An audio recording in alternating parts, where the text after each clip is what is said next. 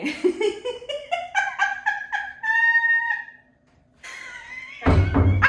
vou sair do apartamento. Se você é uma mãe atípica, vem conhecer esse canal. Aqui eu vou compartilhar minhas experiências, o meu dia a dia. Eu não sei muita coisa, tá? Mas a gente se ajuda. Vem comigo que eu vou te dar uma luz. Olá, deusas, tudo bem? O meu nome é Lu Pereira, mas vocês podem me chamar de Luz. Entendeu? Eu tenho um filho, Joaquim, tem 3 anos e 10 meses, especificamente no dia que estamos gravando esse vídeo.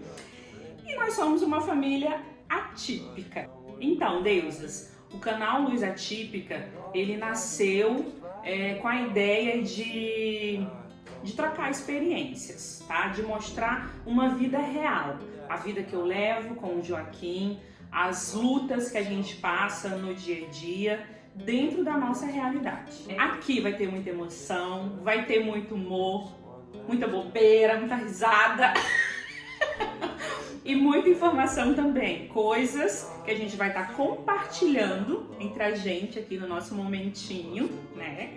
É o nosso momento, vai ser o momento que você vai dividir suas experiências comigo, eu vou compartilhar as minhas, né, como mãe atípica, mas eu quero que a gente se conecte, sabe? Quero que a gente se conecte, que a gente se dê bem, que você goste desse canal e eu quero contar a minha história, quero saber da sua, eu tô sendo repetitiva. E é isso. Já quero te convidar para você ficar aqui. Tem muita coisa boa que vai rolar aqui. Muita novidade, a gente está com bastante ideias. Então é importante, né, essa interação. Eu sei. E agora eu vou contar para vocês como que eu me descobri mãe, né? Como que foi o início de tudo, né? Porque antes de me tornar uma mãe atípica, eu me tornei mãe. A minha gravidez foi uma gravidez não planejada, foi tudo muito rápido, assim, porque eu sou rápida. E então foi um processo bem delicado. Eu fui uma gestante insuportável. Eu não gostei de ficar grávida, não gostei mesmo. Tive muitos enjoos, passei mal, foi difícil para trabalhar, enfim. Eu enjoei os 9 meses de gravidez. Os 9 meses. Tem noção disso? Então, foi difícil pra mim. Aí veio o parto, que foi... Meu Deus, eu posso falar isso? Foi um filme de terror. Porque até o cara que depois foi o médico que veio depois, meu Deus! Que é isso? É o filme Exorcista? Porque eu tava... Gente, ficou muito feio depois que eu parei. Enfim, corta. E aí veio aquele negócio todo, um parto muito difícil, foi induzido, tive diabetes gestacional, foi bem complicado, sabe? Né? Não tínhamos rede de apoio, não tivemos. Meus pais moravam no Piauí, na época eu e Luciana a gente morava no Rio, né? Hoje em dia moramos aqui em Santa Catarina. E meus pais, tinha os pais do Luciano, mas eles já são mais de idade, não tinham como dar esse apoio pra gente também, não moravam tão perto. E não tínhamos mais ninguém ali perto, sabe? Cada um por si, Deus por todos. Com 5 dias de parido, eu tava jogando balde de água no banheiro e lavando o banheiro. Só pra vocês entenderem como que foi, assim, sabe? Começou, né? Puerpério, sem a rede de apoio, como eu já falei, e foi difícil pelo fato de o Joaquim, no 3º mês, se eu não me engano, foi no 3º mês dele, ele simplesmente trocou o dia pela noite, por um mês. Ou seja, por um mês, ele ficou dormindo o dia todo e à noite acordava. Quando eu me acostumei a dormir durante o dia e ficar acordada à noite, ele voltou ao normal. E aí... já tava muito difícil, sabe? Eu tava exausta, eu precisava dormir. Eu tava cansada. Eu lembro de um dia, que foi logo no início, quando... nas cólicas, né? Que ele teve cólicas fortíssimas. E o Joaquim não parava de chorar. Eu fazia de tudo. Eu dava banho, eu, sabe, fazia Acendia um incenso, fazia isso, cantava, balançava, rodopiava, fazia tudo. Ele não parava. Entreguei ele isso na madrugada. Entreguei ele pro Luciano nesse dia. Eu fui lá pro portão da frente de casa. E eu bati a minha cabeça no portão, que nem louca, ninguém na rua. E comecei a chorar. 2 crianças chorando. O Luciano com uma e eu sozinha lá fora. Porque foi muito difícil. Eu falava pra mim mesma, gente, não é possível que uma criança dê tanto trabalho igual o Joca dá. Não é possível. Sabe? No fundo eu me questionava, meu Deus, será que tem alguma coisa errada? E as pessoas que estavam ao meu redor, assim, sabe, falavam, não, é isso mesmo, criança dá trabalho, sabe? Criança, enfim, é assim, é normal. Porra, mas normal, vai? Que raiva disso. Enfim, quando o Joaquim tinha 1 ano e 3 meses, nós viemos morar aqui em Santa Catarina. E, na verdade, nesse tempo que a gente estava no Rio, de 1 ano e 3 meses que a gente ficou lá, a gente não saía de casa, porque 5 meses, quando o Joaquim tinha 5 meses, deu a primeira quarentena lá no Brasil, né? Deu a primeira quarentena. De aí por diante, eu fiquei louca, né? Meu primeiro filho, pandemia, né, do Covid-19, eu não vou sair com o Joaquim, vou ficar em casa. E a gente não saiu, não ia no mercado, eu não ia na farmácia, eu não ia no lado do vizinho. Então ele não teve socialização. Então quando a gente chegou, só pra entender, sabe? Ele não teve nenhuma socialização e tal, nem com os avós, nem com o vizinho, nem com ninguém, zero. Ele só via eu e o pai dele e a casa, só isso. Quando viemos pra cá, a gente teve mais contato, né, que eu já tinha uma amiga, fui fazendo novas amizades e a gente foi tendo contato com outras pessoas, papá. Só que ainda teve muito isolamento, muita falta de socialização. Então eu sempre associava essa questão do Joaquim, dessa não socialização, por causa do isolamento. Inclusive algumas pessoas na época falavam assim, são crianças da pandemia, essas crianças vão ser diferentes mesmo, que não sei o quê.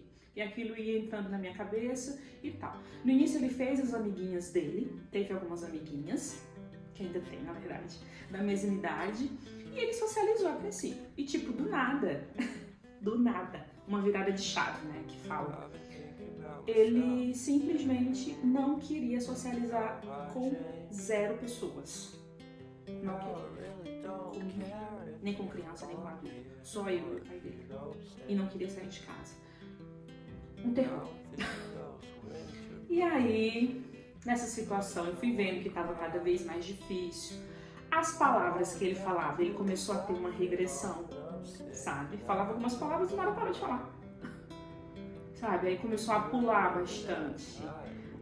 Que até então eu não sabia, eu achei que toda criança pulava e isso e aquilo, mas tem alguns detalhezinhos que você depois, que são importantes para você chegar ao diagnóstico, sabe? Daí um belo dia, uma amiga já havia falado, conversava comigo e parou uma mãe, também atípica, né? E passamos a trocar informações. Nesse dia, quando ela começou a falar das características e como é que eu posso falar? Associadas ao TEA, né? Essas características e tal, a minha ficha foi caindo, porque tinha muita coisa que conectava o Joca. Muita coisa. Então minha perna foi ficando bamba, aquilo que tu não quer ouvir, né? Ninguém quer um filho autista. Tá bom que a gente ama, é aquela coisa toda, mas essa etapa, ela é muito delicada, sabe? E eu entendia que as pessoas estavam querendo me ajudar, sabe? Eu nunca fui assim, por que você tá fazendo isso e tal? Não, porque eu acho que no fundo eu também sabia que tinha alguma coisa diferente acontecendo. Daí fui pra casa e aí parece que o mundo caiu na minha cabeça. Quando o Luciano estava trabalhando, mandei mensagem pra ele, falei, a gente precisa conversar sério. Mandei áudio, já chorei. Quando ele chegou, eu chorei de novo. E falei, ele até então achava que não, sabe? Na época o Lu trabalhava numa empresa que dava o plano de saúde, que inclusive hoje nós não temos, mas na época tinha, e a gente já sabia que ele ia sair desse trabalho. Então eu corri desesperada contra o tempo pra conseguir um neuro, que eu nem sabia que era neuro, porque eu não sabia quem que dava diagnóstico, se era o pediatra, se era neuro, não sei o que. Cara, quando tu entra nesse mundo, tu fica totalmente perdida, porque você não nasce sabendo disso tudo, né? E, olha, foi muito difícil. Aí comecei a falar com famílias, que eu tentando puxar na minha cabeça, sabe? Ai, o que eu vou fazer agora? O que vem agora? Por que isso tá acontecendo com a gente? É sério isso? Ai, aonde que eu vou ter que ir? Pra quem que eu vou ligar? Qual o número? Sabe, o que fazer? Tu fica muito perdido. Ou até mesmo a outro questionamento. Mas talvez ele nem seja, eu tô sofrendo à toa. Sabe? Então, foi tudo isso e mais um pouco, sabe? Foi muito sofrimento. Ali eu comecei a entender, poxa, então será que é por isso que eu tenho achado até aqui a minha maternidade tão complexa, tão difícil? Sabe, não desmerecendo as outras maternidades típicas, mas nossa, eu me sentia muito sobrecarregada. Eu via que o Joaquim não me dava espaço para eu conversar com uma amiga, pra eu socializar, tanto é que eu falava, filho, deixa a mamãe socializar, eu preciso. Sabe, já tá em pandemia, aquele negócio com máscara e tal, tu não vê o sorriso de ninguém. E, nossa, eu chorava e eu me desanimava, não vou mais sair. Aí tu tem a perda da autoestima, aí tu ganha peso, no caso eu, né? Tu não, eu. Enfim, foi bastante complicado, sabe? Porque eu ligava pro meu pai lá no Piauí, pro meu pai e pra minha mãe, que ainda era viva, e falava, mais com meu pai assim, né? Que eu tinha muita abertura pra falar com meu pai. Por favor, pai, me ajuda, eu não tô aguentando mais, eu não sei se eu vou aguentar. Tá muito difícil, sabe? Foi muito difícil a maternidade, sabe? Só que já era uma maternidade atípica.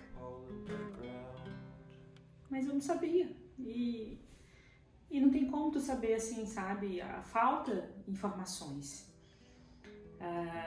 para você ter um diagnóstico mais precoce, sabe? Que você possa ter essa investigação. Eu sei que agora que tá começando, tem, sabe? A tecnologia tem isso, tem aquilo, e as coisas estão melhorando, mas a passos lentos, sabe? Eu acho que poderia dar uma acelerada a mais, porque a família sofre bastante. Essa família sofreu muito, é muito difícil. E Deusa, eu tô aqui falando com você porque eu quero que você se sinta acolhida, sabe?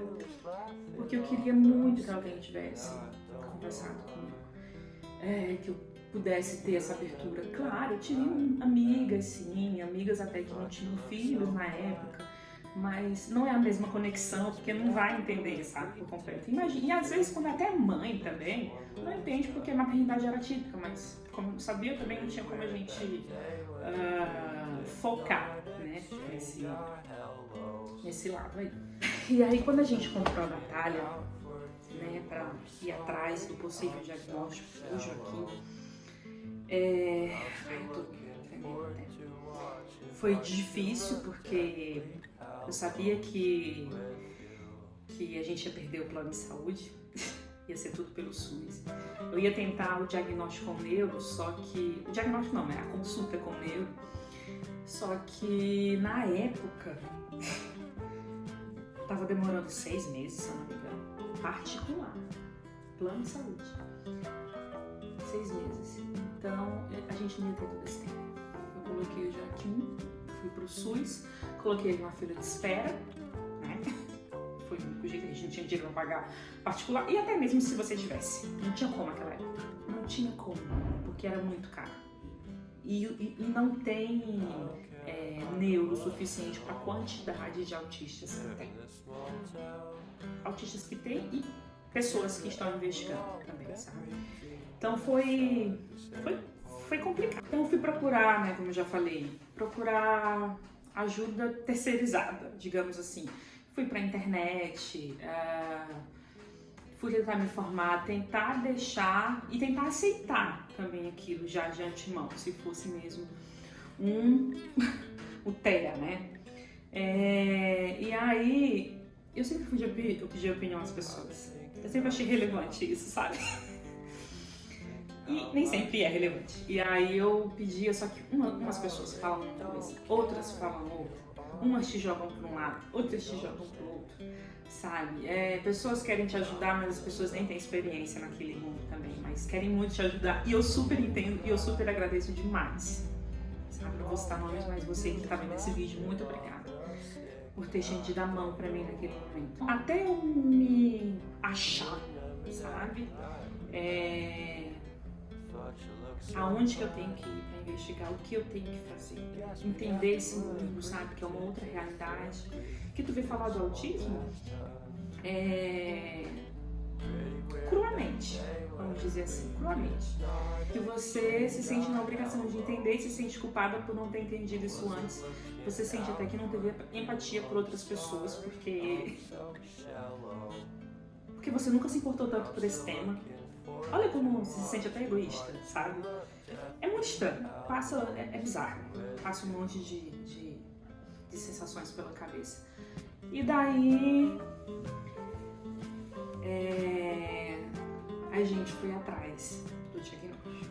Mas essa parte eu só vou contar no próximo vídeo. Vou falar como é que foi essa busca pelo diagnóstico do Joaquim. Então, deusas, eu espero que vocês tenham gostado desse vídeo. Eu amei! Eu amei estar aqui, sabe?